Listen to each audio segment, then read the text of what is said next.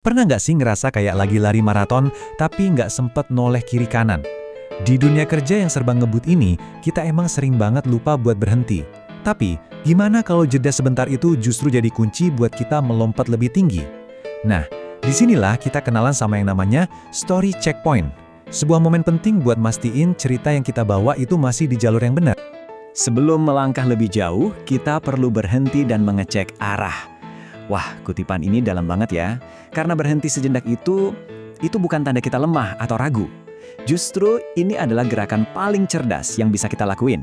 Buat mastiin langkah kita berikutnya itu benar-benar mantap dan berarti. Jadi, apa sih sebenarnya story checkpoint ini? Tenang, ini bukan audit tahunan yang bikin pusing kok. Bayangin aja ini kayak pit stop di balapan F1. Cuma sebentar, tapi penting banget buat ngecek semuanya. Mastiin fondasi cerita kita itu cukup kuat buat lanjut ke putaran berikutnya. Intinya tuh gini, story checkpoint itu momen buat kita ngaca sejenak. Pertanyaan utamanya simple banget. Gue beneran paham gak sih sama cerita yang lagi gue sampaikan ini? Atau cerita yang lagi gue denger? Ini tuh semacam tes kesadaran paling dasar, buat ngecek peran, prinsip, sama etika di balik sebuah cerita. Terus, kenapa ini penting banget buat kita? Ya karena dengan ngelakuin checkpoint ini, kita nggak cuma nguji cerita kita, tapi kita juga lagi ngasah intuisi profesional kita. Hasilnya, kita bisa melangkah maju bukan cuma modal yakin, tapi dengan pemahaman yang benar-benar dalam tentang apa dampak dari narasi yang kita bangun. Nah, kutipan ini kayaknya mewakili perasaan kita semua ya. Kita tuh jarang banget punya waktu buat mikir dalam-dalam. Di tengah kerjaan yang minta kita gerak cepat terus, berhenti buat mikir itu rasanya kayak barang mewah. Makanya, story checkpoint ini hadir sebagai solusi yang praktis banget buat masalah ini. Di zaman sekarang yang serba ngebut ini, sadar sama cerita atau narasi itu bukan lagi sekedar soft skill loh, ini udah jadi skill buat bertahan hidup. Kenapa? Karena satu aja kesalahan kecil dalam cerita, efek dominonya itu bisa gede banget dan gak bisa kita duga. Oke, sekarang kita bedah intinya ya. Sebenarnya pas kita lagi ngelakuin story checkpoint, apa aja sih yang perlu kita periksa? Ada 3 fondasi utama yang jadi kuncinya. Jadi, ada 3 pilar nih. Pertama, peran. Kita sadar nggak sih kalau cerita yang kita sampaikan itu punya kekuatan buat ngebentuk keputusan orang lain? Kedua, prinsip. Kita ingat nggak kalau makna dari cerita kita itu ikut dibentuk sama siapa yang dengar dan dalam situasi apa? Dan yang ketiga, ini paling krusial, etika. Kita udah bener-bener mikirin belum apa dampak nyata dari cerita yang kita buat?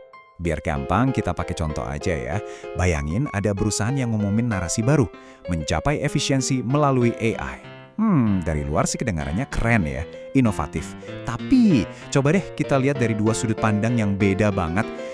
Nah, lihat deh perbedaannya. Cerita yang sama soal AI, di satu sisi bisa dilihat sebagai kemajuan dan inovasi yang luar biasa. Tapi di sisi lain, buat sebagian orang, cerita yang sama bisa jadi sinyal bahaya, ancaman, bahkan soal PHK.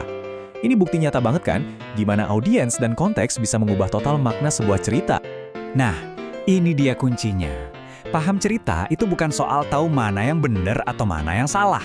Paham yang sebenarnya itu adalah saat kita bisa ngejelasin kenapa orang bisa punya tafsiran yang beda-beda dari cerita yang sama. Itu puncaknya.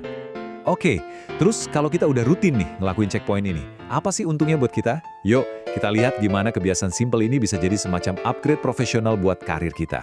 Singkatnya, kita jadi jauh lebih tajam. Kita nggak lagi cuma dengerin cerita, tapi kita bisa ngebongkar ceritanya, lihat mesin di dalamnya, dan paham dinamikanya. Ujung-ujungnya, keputusan yang kita ambil jadi lebih pintar dan pastinya lebih beretika. Kutipan ini benar-benar mengubah cara kita mandang jeda ya. Berhenti sejenak itu bukan tanda keraguan, tapi justru tanda kedewasaan profesional. Karena pada akhirnya, buat apa lari kenceng kalau ternyata kita lari ke arah yang salah? Dan sebagai pengingat terakhir, ingat ya, checkpoint ini bukan garis finish, justru kebalikannya. Anggap aja ini adalah landasan peluncuran, yang mastiin langkah kita selanjutnya itu lebih terarah, lebih sadar, dan pastinya jauh lebih berdampak. Jadi, saya mau ninggalin Anda dengan satu pertanyaan. Coba pikirin deh, cerita apa dalam hidup profesional atau personal Anda yang butuh di checkpoint hari ini?